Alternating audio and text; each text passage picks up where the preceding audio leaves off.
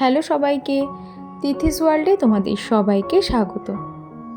আজকে হলো শ্রাবণ মাসের সোমবার, আর প্রতি বছর তো মা এই শ্রাবণ মাসের সোমবারগুলো পালন করে আসে। তবে এইবার উপোস থাকলেও মা আর পুজো দিতে পারিনি। মা আমায় বলে দিয়েছিল, আমি সেইভাবেই পুজো দিয়েছি। মা উপোসই রয়েছে, মানে সাবু, ফল, রাতে সিদ্ধ ভাত এইসবই খাচ্ছে, কিন্তু পুজোটা তো দিতে পারবে না। সেই জন্য আমি পুজোটা সকাল সকাল দিয়ে নিলাম। আর আগের দিন যে বাড়ি থেকে আসলাম তখন কিন্তু মা এই বস্তার মধ্যে বেশ কিছু আম, কলা, মানে আমাদের গাছেরই আম, এখনও পাকেনি, এগুলো কিছুদিন পরে আবার পাকবে, সেগুলো দিয়ে দিয়েছে। তার সাথে এই যে পায়েসও করে পাঠিয়েছে, আর মাম্মার জন্য ঘি। আরও একটা দারুণ জিনিস পাঠিয়েছে, দেখাচ্ছি দাঁড়াও। এটা হলো পাথরের থালা, মানে সাঁচের থালার মধ্যে পাতা আমসত্ত্ব। আমাদের না অনেক রকম ডিজাইন করা থালা রয়েছে পাথরের, যার মধ্যে মা কাকিরা ছোটোবেলা থেকেই দেখতাম যে আমসত্ত্ব দেয়। আর এই আমসত্ত্বটা না ওই শেষের দিকের আমের, মানে একটু মিষ্টি মিষ্টি টাইপের, কিন্তু এত সুন্দর সাঁচে ওঠে যে এরপর এটাকে কেটে মানে খেতে মন চায় না, দেখেই মন ভরে যায়। তো তোমাদের সাথেও তাই শেয়ার করলাম, প্রতি বছরই মা একটা করে এরকম পাঠায়। আর এদিকে সকাল সকাল এখন পুজো দিয়ে এসে মাম্মাকে খাইয়ে দিলাম দুধ আর বিস্কুট। তারপরেই জানো তো সেই আবার বৃষ্টি শুরু হয়েছে। এইবার মানে গরমকাল মনেই হচ্ছে না, মনে হচ্ছে বর্ষাকালই চলছে বছরের শুরু থেকে।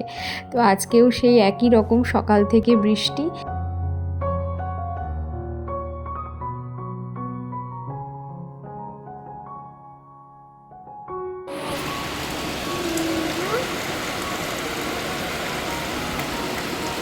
দেখেছিস পাখিগুলো ভিজছে? কোথায় গরম? এদিকে এসো। কোথায় গরম? বৃষ্টিটা গরম? দেখ পাখিগুলো ভিজছে।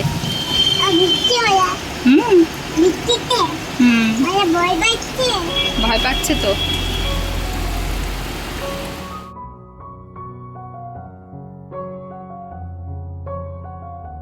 এই যে চলে এসেছি রান্নাঘরে। আজকে নিরামিষ রান্নাবান্না করব, সেই জন্য বাঁধাকপি কেটে কালকেই রেখেছিলাম, আজকে এটাকে একটু ভাপিয়ে নিচ্ছে। আমি ভাপিয়েই বাঁধাকপিটা করি, নয়তো অনেকটা সময় লাগে হতে। তার সাথে এখানে করেছি কুমড়োর ডাঁটা দিয়ে মটর ডাল, তার সাথে আজকে করব শাপলা। তো আমি এর আগে না মানে শাপলা কখনো রান্না করিনি, দিদার থেকে শুনে নিয়ে আজকে রান্না করছি, তাই তোমাদেরকেও দেখাচ্ছি। এটাকেও আমি একটু হালকা ভাপিয়ে নেব গরম জলে 2 মিনিট মতন। আর তারপরে মশলা বলতে এর মধ্যে সর্ষে আর পোস্ত, আর কিচ্ছু লাগবে না। এরপরে কড়াইয়ে সামান্য একটু তেল দিয়ে 5 ফোড়ন দিয়ে ওই হালকা যে ভাপিয়ে নেওয়া শাপলাটা সেটাকে একটু নাড়াচাড়া করে নেব নুন হলুদ দিয়ে। দেখবে তখনও অনেকটা জল বেরোবে, আগে থেকে ভাপিয়ে নিলে জলটা একটু অনেকটা বেরিয়ে যায় আর কি, আর কড়াইতে দিয়ে করতে গেলে অনেক জল বেরিয়ে যায়। তো তারপরেও দেখো ভাজতে ভাজতেও একটু জল বেরিয়ে গেছে। এরপর একটু নাড়াচাড়া করে নিয়ে ওই পোস্ত আর সর্ষে বাটাটা এর মধ্যে দিয়ে দেবো। আর এটা লঙ্কা ছাড়াও খাওয়া যায়। আর আজকে একটু মাম্মাকে দেবো, যেহেতু নিরামিষ রয়েছে, আমরা যা যা রান্না করছি আমাদের জন্য সেটাই ওকে দেবো, তাই আর আলাদা করে লঙ্কা দিলাম না। এরপরে দেখো চিনি দিয়ে একটু ভালো করে কষিয়ে নিয়ে আর কি, তারপরে এর মধ্যে জল দিয়ে দেবো। তো তোমরা এটা মাখা মাখাও খেতে পারো, আবার চাইলে একটু জল জল মানে একটু ঝোল ঝোল থাকবে সেটাও খেতে পারো। তবে যেভাবেই খাও খেতে বেশ ভালো লাগে। আমি এখানে একটু জল দিয়ে 2-3 মিনিট মতন ফুটিয়ে নেব, কোনো ঢাকা দেওয়ার দরকার নেই, মিডিয়াম ফ্লেমেই এটা হয়ে যায়। তারপর জলটা একটু ফুটে উঠলে পরে এরকম গা মাখা মতন হলে নামিয়ে নেব।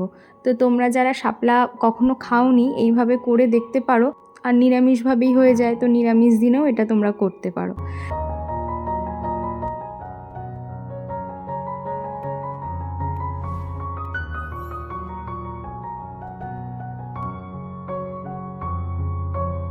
তো এরপরে এই যে বাঁধাকপিটা বসাবো বলে আলু, আদা, জিরে সব কিছু দিয়ে মশলাটা কষিয়ে নিচ্ছি।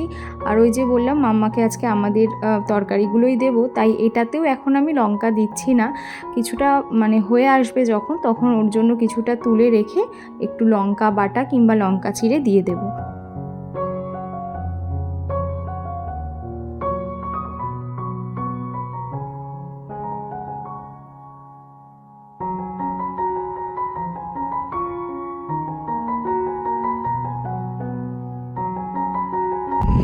এই যে আজকে রান্নাবান্না তাড়াতাড়ি সব হয়ে গেছে।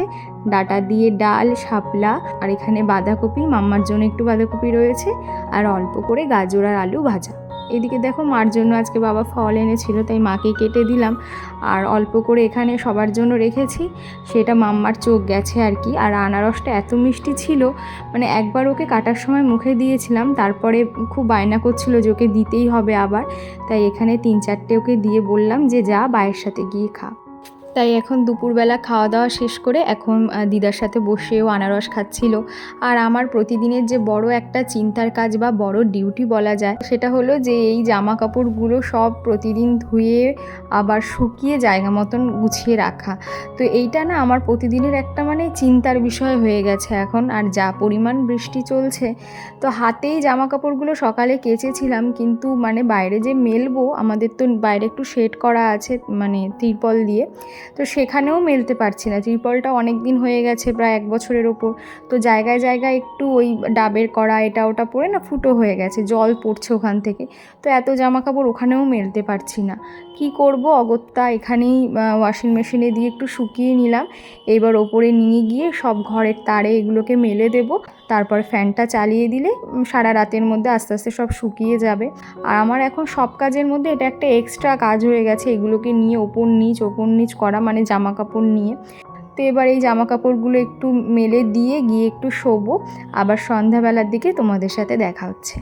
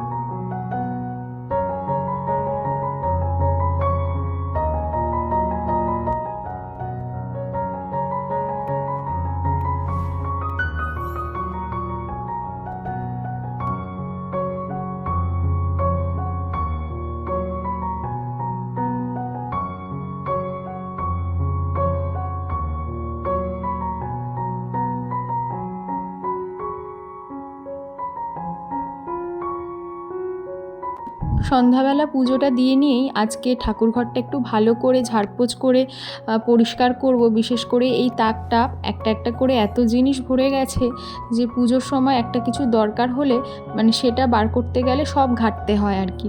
তো কি হয়, সকালবেলার দিকে আর কি পুজো দিতে আসলে তখন একটা তাড়া থাকে যে নিচে গিয়ে রান্না চাপাতে হবে। তার উপরে আমাদের বাড়িতে যে মাসি কাজ করে, সে আবার সকালে ভাত তরকারি নিয়ে যায় মানে কাজের শেষে, আর সে চলে যায় 8টার দিকে। 8টার মধ্যে নেমে আবার ভাত তরকারি কিছু দিতে হয় আর কি করে।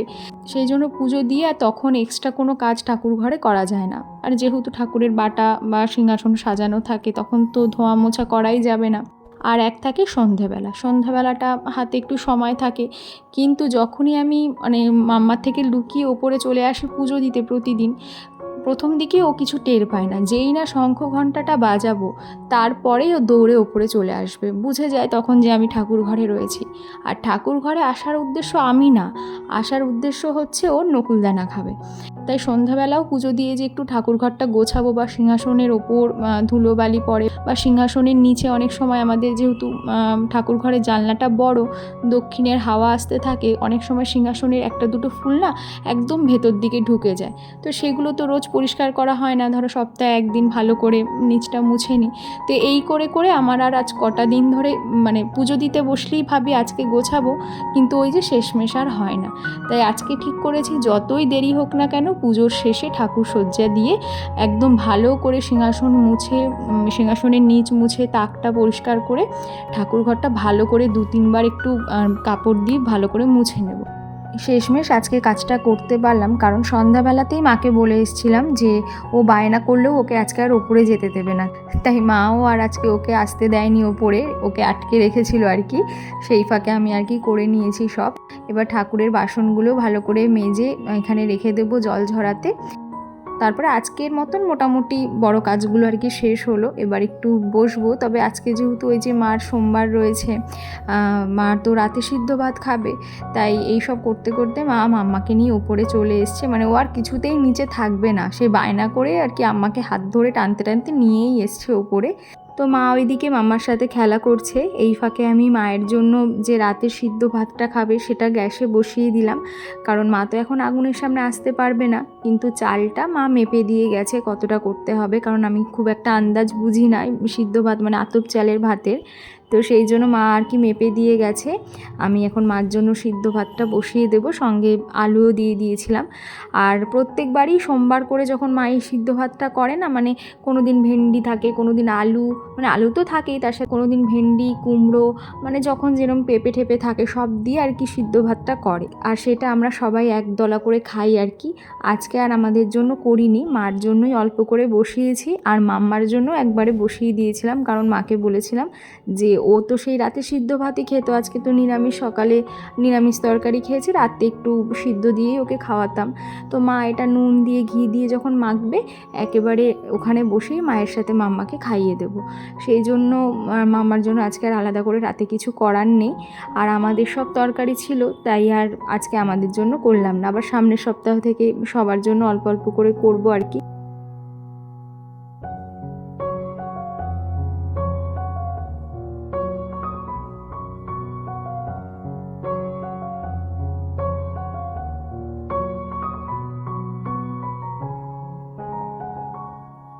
এরপরে যে জামা কাপড়গুলো একটু একটু করে শুকাচ্ছে আর কি, 2-3 দিনেরই জামা কাপড় সব, মানে যখন 2-1টা করে শুকাচ্ছে দেখে এনে রাখছি চেয়ারের ওপর। সন্ধ্যার পর সেগুলো আবার ভাঁজ করে যেখানে রাখা সেখানে সব আর কি গুছিয়ে রাখছি। এই করতে করতেই আজকে সারা দিন কেটে গেল। আর আজকের ভিডিওটাও এখানেই শেষ করছি। কেমন লাগলো তোমাদের ভিডিওটা অবশ্যই কিন্তু জানিও। যদি ভালো লেগে থাকে একটা লাইক করো। আর যারা যারা আমার চ্যানেলটা এখনও সাবস্ক্রাইব করোনি তারা প্লিজ আমার চ্যানেলটা সাবস্ক্রাইব করে আমার পাশে থেকো। আবারও খুব তাড়াতাড়ি দেখা হচ্ছে নতুন ভিডিওতে। সবাই ভালো থেকো, সুস্থ থেকো। Thank you.